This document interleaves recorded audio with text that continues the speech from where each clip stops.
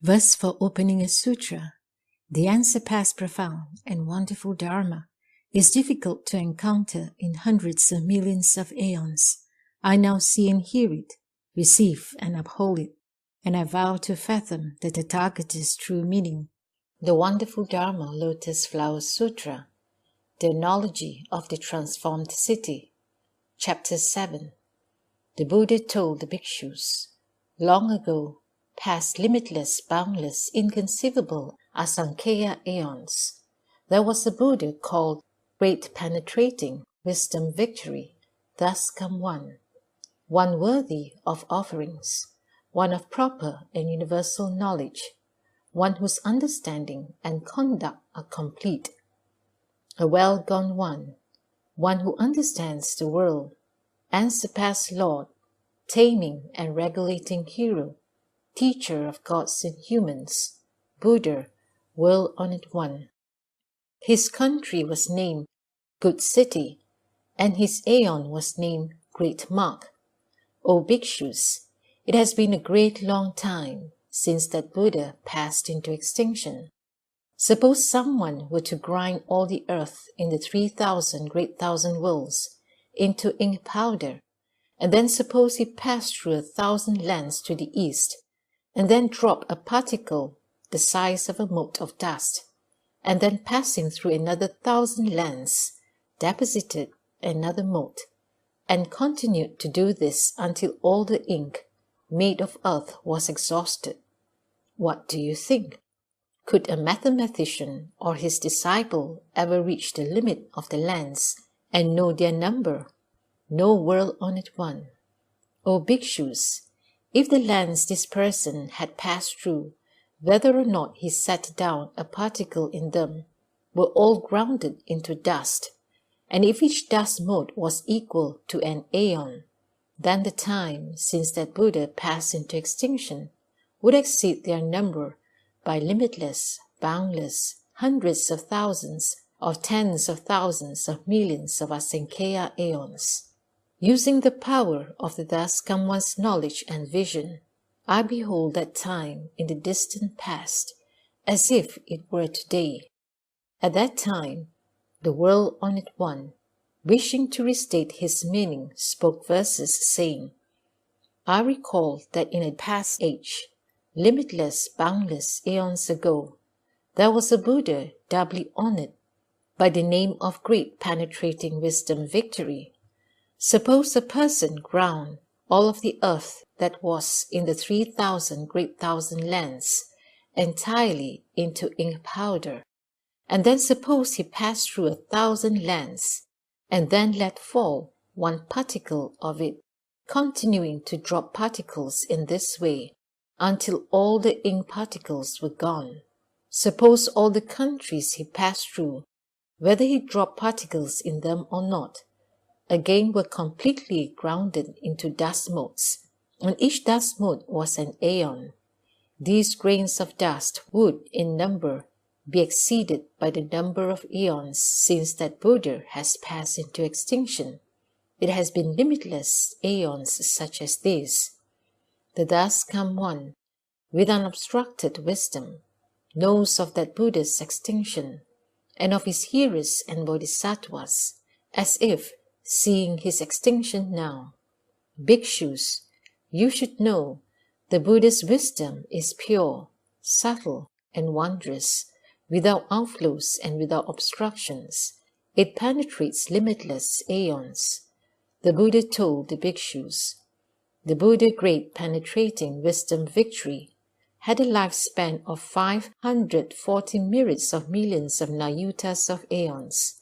When this Buddha was seated in the Bodhimanda, having destroyed the troops of Mara, although he was on the point of attaining Anuttara Sankhya Sambodhi, still the Buddha Dharma did not appear before him.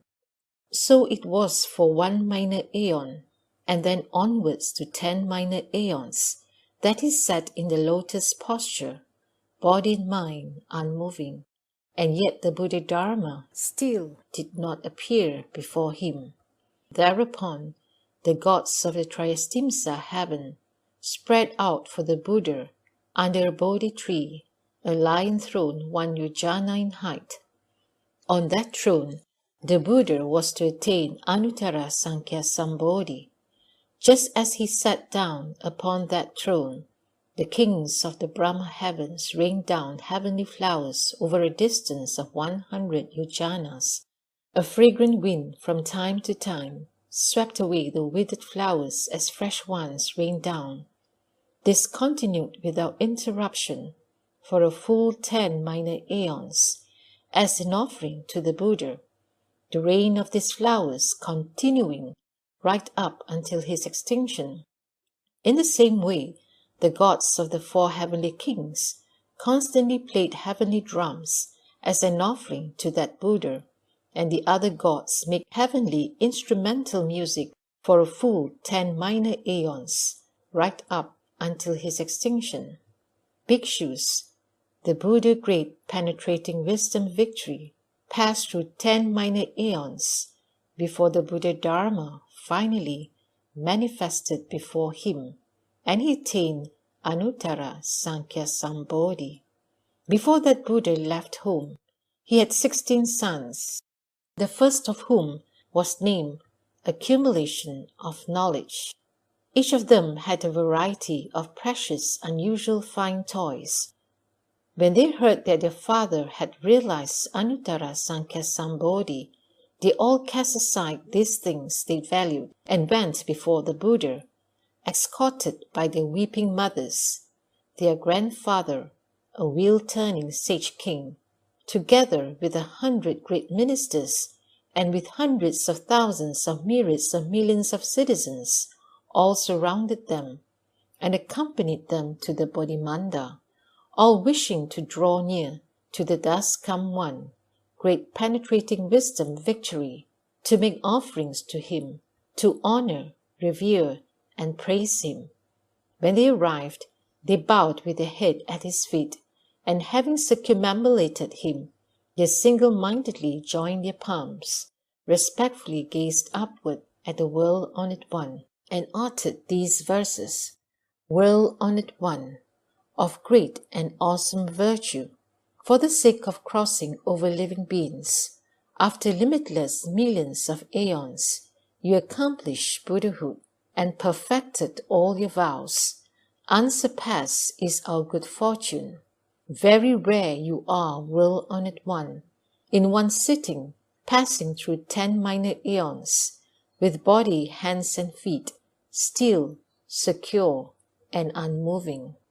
Your mind ever tranquil, never knows distraction, ultimate your eternal extinction, as you dwell firmly in the non-outflow Dharma. Now we see that world-honored one serenely realize the Buddha path. We all gain good benefit and proclaim our delight and great joy. Living beings ever tormented by suffering, blind and without a guide, fail to recognize the path which ends that pain, and do not know to seek their liberation. During the long night, the evil destinies increase, while the hosts of gods are reduced in number. From darkness they proceed into darkness, never hearing the Buddha's name. Now the Buddhas gain the utmost peace, rest, and non-outflow way, and we and all the gods to attain the greatest benefit. Therefore, bow our heads and return our lives to the unsurpassed honored one. When the 16 sons had finished praising the Buddha, they then entreated him to turn the Dharma wheel, saying, World-honored one, speak the Dharma and bring us peace. Show us pity and benefit both gods and humans.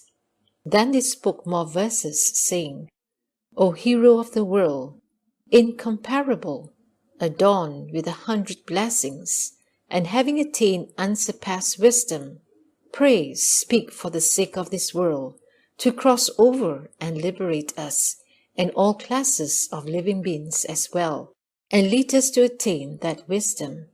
Demonstrate it, speak it in detail, for if we can attain Buddhahood, other living beings can do the same. The world-honored one knows the profound thoughts within the minds of living beings. He knows the ways on which they walk and the strength of their wisdom, the pleasures and the blessings they have cultivated, and all the deeds done in former lives. The world-honored one, knowing all of this, should turn the unsurpassed wheel. The Buddha, Shakyamuni, told the bhikshus, when the Buddha great penetrating wisdom victory attained Anuttara Sankhya Sambodhi, in each of the 10 directions, 500 myriads of millions of Buddha worlds quaked in 6 ways. The dark recesses between those lands that the awesome light of the sun and moon could not illumine then were brightly lit, and the living beings therein were able to see one another. They all said, "Where have all these living beings come from?" Further, in those lands, all the heavenly palaces, up to the Brahma palaces, quaked in 6 ways. A great light shone everywhere, illumining the entire universe and surpassing the light of the heavens. At that time, in 500 myriads of millions of lands to the east, the Brahma heaven palaces shone, with a light twice that of the usual brightness. Each of the Brahma heaven kings had this thought, "Now the palaces are brighter than ever before. What is the reason for this manifestation?" Then the Brahma heaven kings visited one another and discussed this matter. In the assembly, there was one great Brahma heaven king by the name of Rescuing All, who, on behalf of the Brahma host, spoke verses saying, "All of our palaces are bright as never before. What is the reason for this? Let us seek it together. Is it because a great and virtuous God has been born, or because a Buddha has appeared in the world, that this great light shines throughout the 10 directions?" At that time, the Brahma heaven kings from 500 myriads of millions of lands, together with their palaces, each with sacks filled with heavenly flowers, went to the west to seek out this manifestation. They saw the thus come one, great penetrating wisdom victory, seated on the lion throne, beneath the Bodhi tree, in the Bodhi Manda, revered and circumambulated by gods, dragons, kings, Gandharvas, Kinnaras, Mahoragas, and beings both human and non-human. They saw as well the 16 sons of the king, requesting the Buddha to turn the Dharma wheel.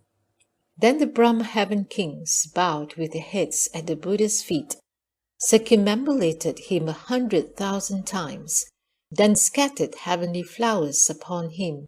The flowers were piled as high as Mount Sumeru, and they offered them as well to the Buddha's Bodhi tree. Having made offerings of flowers, each presented his palace to the Buddha, saying, "Show us pity, and benefit us by accepting and occupying these palaces that we offer you." Then the Brahma heaven kings, in front of the Buddha, with a single mind and the same voice, spoke verses in praise, saying, "World-honored one, you are very rare and difficult to encounter, complete with limitless meritorious virtues. You are able to rescue and protect all creatures, great teacher of gods and humans. You who pity all the world, all beings in the 10 directions, receive your beneficence. We have come from 500 myriads of millions of lands, setting aside the bliss of deep dhyana samadhi, for the sake of making offerings to the Buddha. Blessings we have gained in former lives well ornament our palaces. Now we offer them to the world-honored one, only praying you will show mercy and accept them." At that time, the Brahma heaven kings, having praised the Buddha, said, "We only pray that the world-honored one will turn the Dharma wheel, crossing over living beings, opening up the way to nirvana." Then all the Brahma heaven kings, with one mind and the same voice, proclaimed these verses. Hero of the world, doubly perfect Honored One, we only pray that you expound and proclaim the Dharma, and through the power of your great compassion and pity, cross over suffering and tormented living beings. Thereupon, the thus come One, great penetrating wisdom victory, assented by his silence.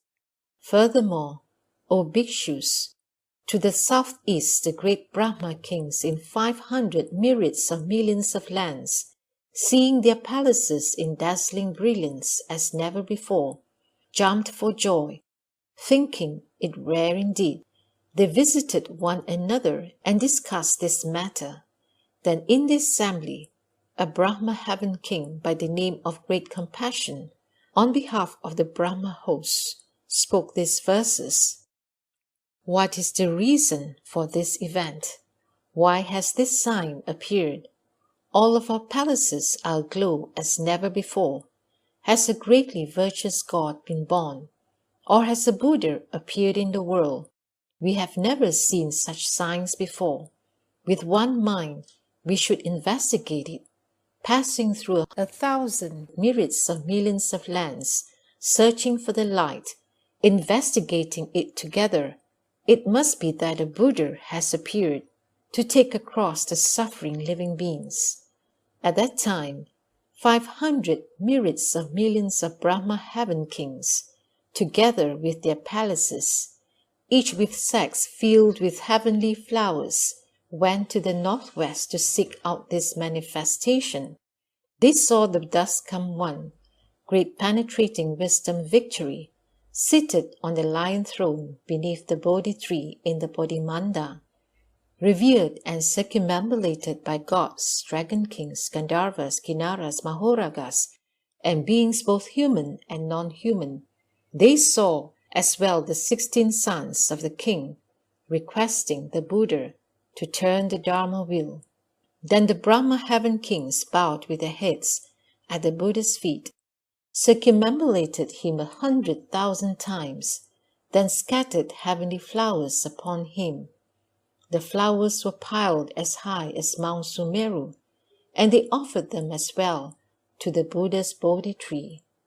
Having made offerings of flowers, each presented his palace to the Buddha, saying, "Show us pity and benefit us by accepting and occupying these palaces that we offer you." Then the Brahma heaven kings, before the Buddha, with a single mind and the same voice, spoke verses in praise, saying, "Sagely Lord, King among gods, with the Kalavinka sound, to you who pity living beings, we now reverently bow. The world-honored One is most rare, appearing but once in the long ages. 180 aeons have passed, empty, without a Buddha. The 3 evil paths are full, the host of gods decrease. Now the Buddha has appeared in the world to act as eyes for living beings, as a refuge for the world, rescuing and protecting all creatures, a father for all beings, pitying and benefiting them. Now through blessings gained in former lives, we are enabled to meet the world-honored One. At that time, the Brahma heaven gods, having praised the Buddha, said, "We only pray that the world-honored One will take pity on all beings and turn the Dharma wheel to liberate living beings." Then the Brahma heaven kings, with one mind and a single voice, spoke verses saying, "Great sage, turn the Dharma wheel to reveal the marks of all dharmas, to cross over tormented living beings, so they may gain great joy. When living beings hear the Dharma, they may gain the way or be reborn in the heavens. The evil paths will decrease, and those of patience and goodness will increase. At that time, the world-honored One, great penetrating wisdom victory, assented by his silence. Furthermore, O bhikshus, to the south the great Brahma kings in 500 myriads of millions of Buddha lands, seeing their palaces in dazzling brilliance as never seen before, jumped for joy, thinking it rare indeed. Thereupon they visited one another and discussed these matters, wondering, why do our palaces glow with the light? Then in the assembly, a Brahma heaven king called Wonderful Dharma, on behalf of the Brahma host, spoke these verses. All of our palaces shine with awesome brilliance. This cannot be for no reason. We should seek out this sign. In 100,000 aeons, such a sign has never been seen. Has a great and virtuous God been born, or has a Buddha appeared in the world? At that time, 500 myriads of millions of Brahma heaven kings, together with their palaces, each with sacks filled with heavenly flowers, went to the north to seek out this manifestation. They saw the thus come one great penetrating wisdom victory, seated on the lion throne, beneath the Bodhi tree, in the Bodhi manda, revered and circumambulated by gods, dragons, kings, Gandharvas, Kinnaras, Mahoragas, and beings, both human and non-human. They saw as well the 16 sons of the king requesting the Buddha to turn the Dharma wheel. Then the Brahma heaven kings bowed with their heads at the Buddha's feet, circumambulated him 100,000 times, and scattered heavenly flowers upon him. The flowers were piled as high as Mount Sumeru, and they offered them as well to the Buddha's Bodhi tree.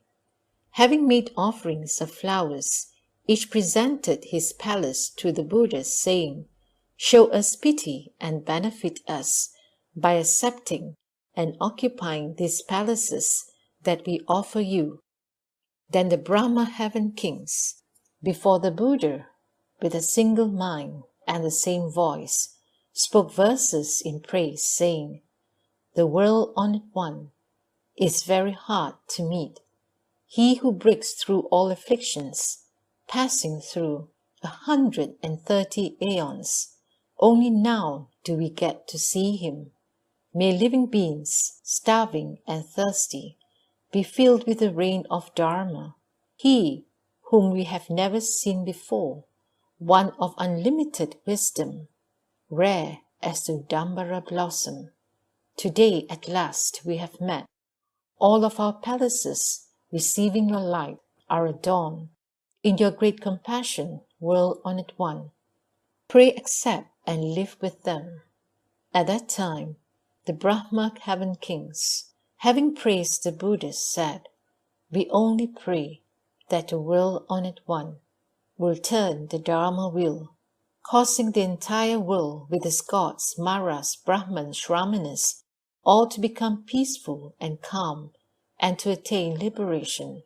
Then the Brahma heaven kings, with a single mind and the same voice, spoke verses in praise, saying, "Honored one among gods and humans, pray turn the unsurpassed wheel of Dharma, beat upon the Dharma drum, and blow the great Dharma conch, let fall everywhere the great Dharma rain, to cross over limitless living beings. We all beseech you to expound and proclaim the profound, far-reaching sound." Thereupon, the thus come one great penetrating wisdom, victory, assented by his silence. And so it was in all directions, from the southwest to the lower direction. Then 500 myriads of millions of great Brahma kings in the upper directions, seeing the palaces they rested in, shining with awesome brilliance as never before, jumped for joy, thinking it rare indeed. They visited one another and discussed this matter, wondering, why do our palaces shine with this bright light? Then in the assembly, a Brahma heaven king by the name of Shikin, on behalf of the Brahma host, spoke verses, saying, "Now for what reason do our palaces shine with such an awesome light, adorned as never before? Wondrous marks such as these we have never seen before. Has a great and virtuous God been born? Has a Buddha appeared in the world? At that time, 500 myriads of millions of Brahma heaven kings, together with their palaces, each with sacks filled with heavenly flowers, went to the lower direction to seek out this sign. They saw the thus come one, great penetrating wisdom victory, seated on the lion throne beneath the Bodhi tree in the Bodhi manda, revered and circumambulated by gods, dragons, kings, Gandharvas, Kinnaras, Mahoragas, and beings both human and non-human. They saw as well the 16 sons of the king requesting the Buddha to turn the Dharma wheel. Then the Brahma heaven kings bowed with their heads at the Buddha's feet, circumambulated him 100,000 times, and scattered heavenly flowers upon the Buddha. The flowers that they scattered were as high as Mount Sumeru, and they offered them as well to the Buddha's Bodhi tree. Having made offerings of flowers, they each presented their palace as an offering to the Buddha, saying, "We only pray that you will show us pity and benefit us by accepting and occupying these palaces." Then the Brahma heaven kings, before the Buddha with one mind and a single voice, spoke these verses. It is good indeed to see the Buddhas, honored sages who save the world, and who, from the prison of the triple realm, can effect escape for living beings, all wise, revered by gods and humans, pitying the flocks of beings, opening the door of sweet dew, vastly saving all beings. Limitless aeons of yore have passed emptily without a Buddha. Before the world-honored one emerged, the 10 directions were ever in darkness, the 3 evil paths increased, and the asuras flourished, while the hosts of gods diminished, most falling into evil paths at death. They did not hear the Dharma from the Buddha, but ever followed unwholesome paths. Their bodily strength and wisdom both decreased because of offense karma. They lost joy and thoughts of joy. They dwelt in dharmas of divine views, not knowing the rules of goodness, failing to receive the Buddha's transforming. They constantly fell into evil paths. The Buddha acts as eyes for all the world, and but once in the long while does appear. Out of pity for living beings, he manifests in the world, transcends it, and realizes right enlightenment. We rejoice exceedingly. We and all the other beings are happy as never before, and all of our palaces receive the light and are adorned. We now offer them to the world-honored one. May he pity us and accept them. We vow that this merit and virtue may extend to all living beings, so that we and all beings may together realize the Buddha way. At that time, the 500 myriads of millions of Brahma heaven kings, having praised the Buddha in verse, addressed the Buddha saying, "We only pray that the world-honored one will turn the Dharma wheel to bring tranquility and liberation to many beings." Then the Brahma heaven king spoke these verses of praise. World-honored one, turn the Dharma wheel, sound the sweet dew Dharma drum, to cross over tormented living beings, showing them Nirvana's path. Pray, accept our request, and with a great and subtle sound, pity us and set forth Dharma, gathered through countless aeons. At that time, the thus come one great penetrating wisdom victory, having received the request of the Brahma heaven kings of the 10 directions, as well as the 16 princes, thereupon 3 times turned the Dharma wheel of 12 parts, which cannot be turned by Shramanas, Brahmans, gods, Maras, Brahmas, and other beings of the world. He said, "This is suffering. This is the origination of suffering. This is the extinction of suffering. This is the way to the extinction of suffering." and he extensively set forth the Dharma of the 12 causes and conditions. Ignorance conditions dispositions, dispositions condition consciousness, consciousness conditions name and form condition the 6 sense organs, the 6 sense organs condition contact, contact conditions feeling, feeling conditions craving, craving conditions grasping, grasping conditions becoming, becoming conditions birth, birth conditions old age and death, worry, grief, suffering, and distress. When ignorance is extinguished, dispositions are extinguished. When dispositions are extinguished, then consciousness is extinguished. When consciousness is extinguished, then name and form are extinguished. When name and form are extinguished, then the 6 sense organs are extinguished. When the 6 sense organs are extinguished, then contact is extinguished. When contact is extinguished, then feeling is extinguished. When feeling is extinguished, then craving is extinguished. When craving is extinguished, then grasping is extinguished. When grasping is extinguished, then becoming is extinguished. When becoming is extinguished, then birth is extinguished. When birth is extinguished, then old age and death, worry, grief, suffering, and distress are extinguished. When the Buddha spoke this Dharma, amidst the great assembly of gods and humans, 600 myriads of millions of nayutas of human beings, because they did not grasp at any Dharma, had their minds liberated from all outflows, all attained profound and subtle dhyana concentration, the 3 clarities, the 6 penetrations, and perfected the 8 liberations. The 2nd, 3rd, 4th times he set forth this Dharma.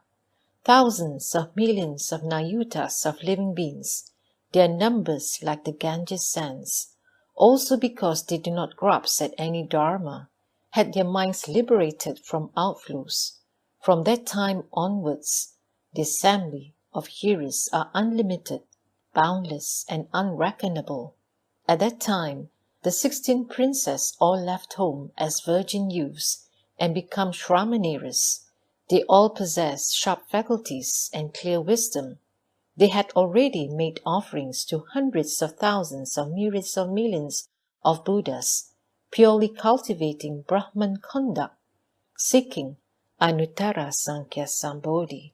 They all spoke to the Buddhas, saying, "World-honored one, all these limitless thousands of myriads of millions of greatly virtuous hearers already have reached accomplishment. World-honored one, you should for our sake also speak the Dharma of Anuttara Sankhya Sambodhi. Having heard it, we will all cultivate and study it. World-honored one, we all aspire to the thus come one's knowledge and vision. As to the thoughts deep within our minds, the Buddha himself knows." Then the multitudes, led by the wheel-turning sage king, 80,000 million of them, upon seeing the 16 princes leave home, also sought to leave home, and the king permitted them to do so. At that time, the Buddha, having received the request of the 16 Shramaneras, after 20,000 eons, then at last, amidst the fourfold assembly, spoke the Great Vehicle Sutra by the name of the wonderful Dharma Lotus Flower, a Dharma for instructing bodhisattvas, of whom the Buddha is protective and mindful.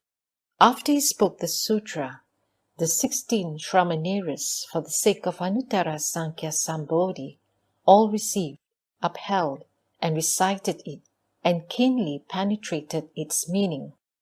When the sutra was spoken, the 16 Bodhisattva Shramaneras all received it with faith. Among the host of hearers too, there were those who had faith in it and understood it. The remaining thousands of myriads of millions of living beings, however, all gave rise to doubts.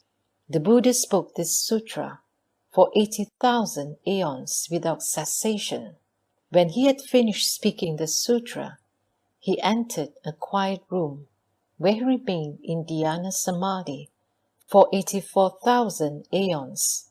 Then the 16 bodhisattva Shramaneras, knowing that the Buddha had entered his room and was silently absorbed in dhyana samadhi, each ascended the Dharma seat for a period of 84,000 aeons for the sake of the Fourfold Assembly.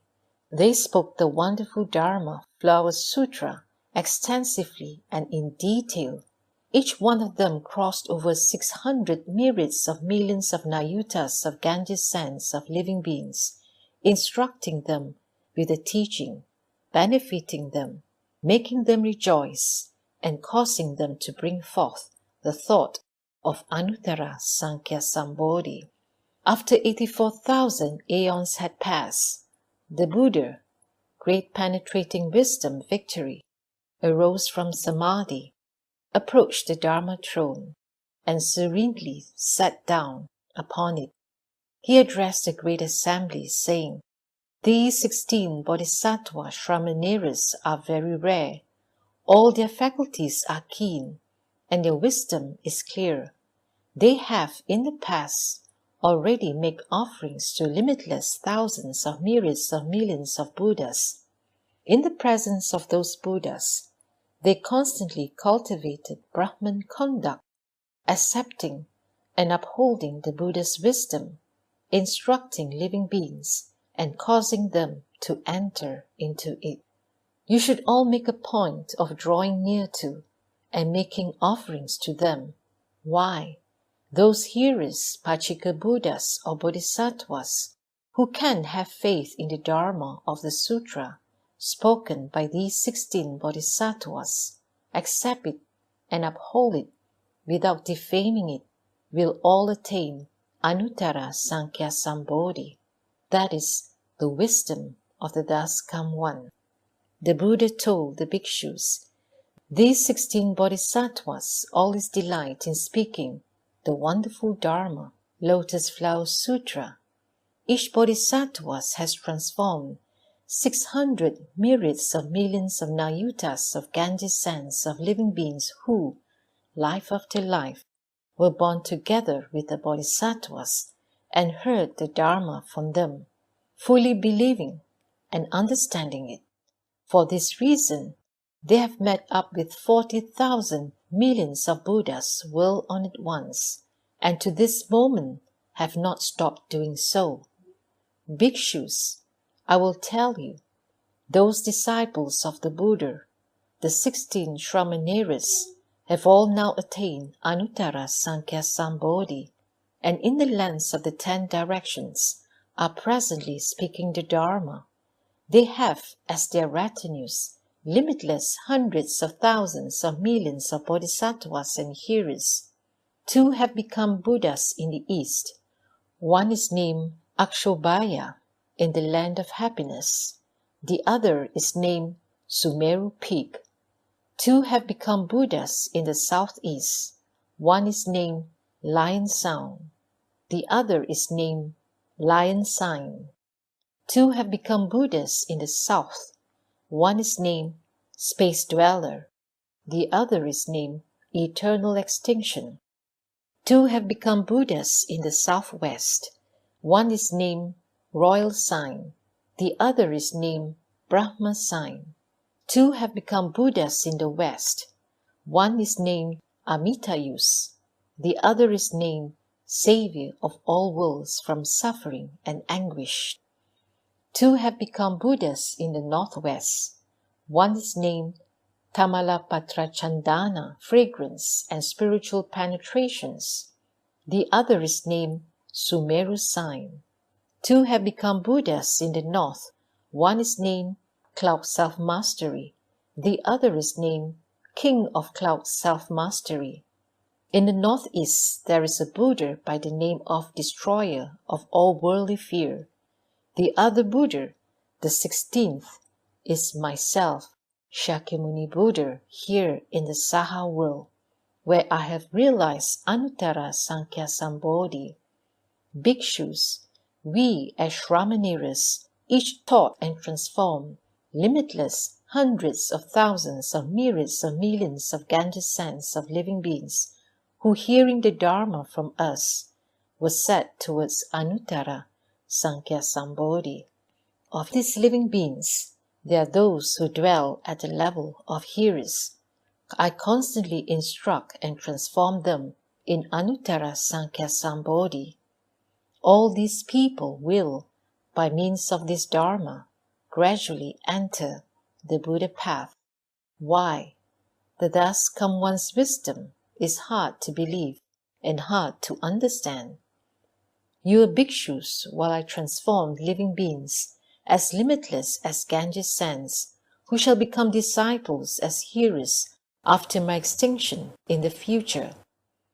After my extinction, furthermore, there will be disciples who will not hear this sutra, who will not know or be aware of the bodhisattva conduct, but who will, through the attainment of their own merit and virtue, give rise to the thought of extinction, and who will enter nirvana. I shall be a Buddha in another land with another name. Although these people will have produced the thought of extinction and enter into nirvana, they will, in those lands, seek the Buddha's wisdom and get to hear the sutra, and that it is only by means of the Buddha vehicle that extinction can be attained. There are no other vehicles except for those expedient devices taught by other thus come ones. Bhikshus, when the thus come one knows of himself that the time of his nirvana has come, that the assembly is pure, that their faith and understanding are solid and firm, that they fully comprehend the Dharma of emptiness and have deeply entered into dhyana samadhi, he will gather together the host of bodhisattvas and hearers and speak this sutra for them, saying, there are not two vehicles by which extinction is attained. There is only the one Buddha vehicle by which extinction can be attained. Bhikshus, you should know the expedience of the thus come one, deeply enter the natures of living beings, knowing that they aspire to and are content with lesser dharmas, and are deeply attached to the 5 desires. He speaks to them of nirvana. When they hear him, then they immediately believe and accept it.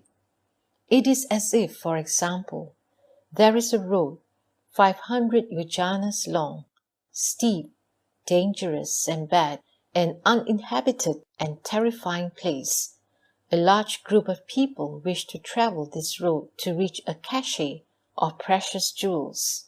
Among them there is a guide, intelligent, wise, and clear-headed, who knows the road well, both its passable and impassable features, and who wishes to lead the group through this hardship.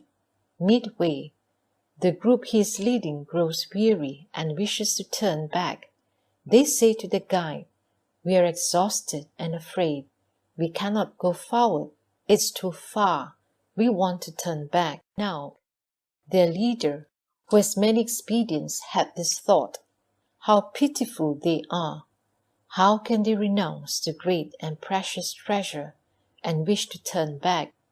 Having had this thought, through the power of his expedient devices, he transforms a city in the center of the dangerous road, 300 yojanas in extent, and says to them, do not be afraid, do not turn back. Stay here now in this great city I've created just for you. If you go into this city, you'll be happy and at peace. If you then wish to proceed to the jewel cache, you may do so. Then the exhausted group rejoiced greatly, having gained what they had never had. We have now escaped this bad road and gained happiness and peace. Then the group went forward and entered the transformed city, thinking that they had already been saved. They felt happy and at peace. At that time, the guide, knowing that they were rested and no longer weary, made the city disappear, saying to them, All of you, come, let us go. The jewel cache is near. The great city was merely something I created from transformation to give you a rest. Bhikshus, the thus come one is also like this. He now acts as a great guide for all of you. He knows that living beings should live and cross over the evil road of the torments of birth and death, which is so steep, difficult, and long. He shall respond to and save them. If living beings only hear of the one Buddha vehicle, they will not wish to see the Buddha or to draw near to him. Instead, they will think, the Buddha path is long and far. It can only be accomplished after much labor and suffering. The Buddha knows their minds to be weak and lowly. When they reach the midway nirvana, he uses the power of experience to rest at the midway and to speak of the two nirvanas. If living beings dwell on these two levels, the thus come one then tells them, you have not yet finished your job. The level you are dwelling at is near the Buddha's wisdom. You should observe and ponder this. The nirvana you have attained is not the real one. The thus come one has but used the power of his experience, and within the one Buddha vehicle discriminated and spoke of three. He is like that guide, who in order to give the travellers a rest, conjured up a great city. Then when they had rested, he told them, the place of the jewels is near. The city is not real, but merely something I have conjured up. At that time, the world-honored one, wishing to restate this meaning, spoke verses saying, the Buddha, great penetrating wisdom victory, sat in the Bodhimanda for 10 aeons, without the manifestation of the Buddha Dharma, and he did not realize the Buddha way. Heavenly spirits and dragon kings, and the host of asuras constantly rained down heavenly flowers as an offering to that Buddha. The gods beat upon their heavenly drums and made all kinds of music. Fragrant breezes blew away the withered flowers, and fine new ones rained down. When 10 aeons had passed, he then realized the Buddha way. All the gods and humans danced for the joy within their minds. The 16 sons of that Buddha, as well as their retinues, thousands of millions surrounding them, all went before that Buddha. They bowed with their heads at his feet and asked him to turn the Dharma wheel. May the sagely lion's Dharma reign, fill us and everyone. A world-honored one is very hard to encounter, appearing but once in a long time, in order to awaken all creatures. He shakes all things. In 500 myriads of millions of lands, in worlds in the eastern direction, Brahma palaces shone with a light, such as they never had before. The Brahmas, seeing these signs, followed them to the Buddha. They scattered flowers as an offering and offered up their palaces, asking the Buddha to turn the Dharma wheel, with verses in his praise. The Buddha knew the time has not yet come, and received their request seated in silence. From the other 3 directions and 4 points in between, and likewise from above and below, they scattered flowers and offered their palaces, asking the Buddha to turn the Dharma wheel. The world-honored one is very hard to meet. We pray that through his great compassion and pity, he will open wide the sweet dew door and turn the supreme Dharma wheel. The world-honored one, having limitless wisdom, received the multitude's request and proclaimed various dharmas for their sakes. The 4 truths, the 12 conditions, from ignorance up to old age and death, all arise because of birth. In this way the host of calamities comes to be. You should all know this. When he expounded on this dharma, 600 myriads of millions of billions exhausted the limits of all suffering, and all became arhats. When he spoke the Dharma the second time, hosts like the sands of 1,000 myriads of Ganges rivers, their minds grasping no dharmas, also attained arhatship. After that, those who gained the way were incalculable in number, were one to count through myriads of millions of aeons. One could not reach their limit. At that time, the 16 princes left home and became Shramaniris. Together, they requested that the Buddha extensively proclaim the Dharma of the great vehicle. May we and our followers all perfect the Buddha way. We wish to become like the world-honored one, with the wisdom eye and foremost purity. The Buddha, knowing the intentions of the youths, their practices in former lives, used limitless causes and conditions and various analogies to teach them the 6 paramitas as well as matters of spiritual penetrations. He discriminated the real Dharma and the pathway walked by the Bodhisattvas. He spoke the Dharma Flower Sutra, its verses in numbers like Ganges sands. After the Buddha had spoken the sutra, in a quiet room he entered dhyana samadhi, single-mindedly sitting in one place for 84,000 aeons. All the Shramaniris, knowing the Buddha had not yet left dhyana, for the sake of the limitless millions assembled, spoke of the Buddha's unsurpassed wisdom. Each seated on his Dharma throne spoke this great vehicle sutra. After the Buddha had become peacefully still, they propagated and taught the Dharma. Each one of the Shramaniris took across living beings to the number of grains of sand in 600 myriads of Ganges rivers. After that Buddha had crossed over into extinction, all those who heard the Dharma, in whatever Buddha lands they might be, were reborn there together with their teachers. The 16 Shramaniris perfectly practiced the Buddha path. Presently, in the 10 directions, each has realized proper enlightenment. Those who heard the Dharma then are each in the presence of a Buddha.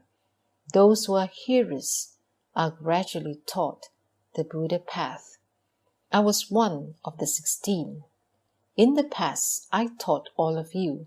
I therefore use expedients to draw you into the Buddha's wisdom. Through these former causal conditions, I presently speak the Dharma Flower Sutra, leading you to enter the Buddha path. Take care not to become frightened. Suppose there is a steep and bad road, remote and teeming with venomous beasts, lacking as well water or grass, a place feared by all. Countless thousands of myriads wish to traverse this dangerous road, with its pathways so distant, extending 500 yojanas. There is among them a guide, intelligent and wise, clear and resolute in mind, who can rescue them from their difficulty. The group grows weary and says to the guide, "We are all exhausted now and want to turn back." The guide thinks to himself, "How very pitiful they are! How can they wish to turn back and lose the great and precious treasure?" Instantly, he thinks of a device. Using the power of spiritual penetrations, he conjures up a great city, adorned with houses, surrounded by gardens and groves, brooks and bathing ponds, laid gates and tiered pavilions filled with men and women. After creating this, he pities them, saying, "Do not be afraid, but go into this city and enjoy yourselves as you wish." When they had entered the city, they rejoiced greatly at heart, thinking they were safe and sound, and that they had been saved. The guide, knowing they were rested, assembled them together and said, "You should all go forward, for this is nothing but a transformed city." Seeing that you were exhausted and wanted to turn back midway, I used the power of expedience to transform provisionally this city. You should now be vigorous and proceed to the jewel cache. I too am like this. I am the guide of all. Seeing those who seek the way exhausted in mid-course, unable to cross the dangerous paths of birth, death, and affliction, therefore I use the power of expedience to speak of nirvana and give them a rest, saying, "Your sufferings are ended. You have done what you had to do." Then, knowing they have reached nirvana and had all become arhats, I gathered them together to teach them the genuine Dharma. The Buddhas used the power of expedience to discriminate and speak of three vehicles, but there is only the one Buddha vehicle. The other two were spoken as a resting place. What I'm telling you now is the truth. What you have gained is not extinction. For the sake of the Buddha's all-wisdom, you should exert yourselves with great vigor. When you have certified to all wisdom, and have the 10 powers and other Buddha Dharma, and have perfected the 32 marks, then that is genuine extinction. The Buddhas, the guiding masters, speak of nirvana to give living beings rest, but once they know that they are rested, they lead them into the Buddha's wisdom. Verse in summary: moistening all the three dispositions, the disciples receive the Buddha's kindness, but the transformed city is falsely created and is not real. One takes another look at the causes behind the Buddha great penetrating wisdom victory. So the 16 grandsons in the 8 directions certify to a golden body.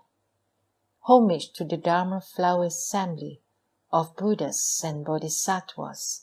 Homage to the Dharma Flower Assembly of Buddhas and Bodhisattvas. Homage to the Dharma Flower Assembly of Buddhas and Bodhisattvas.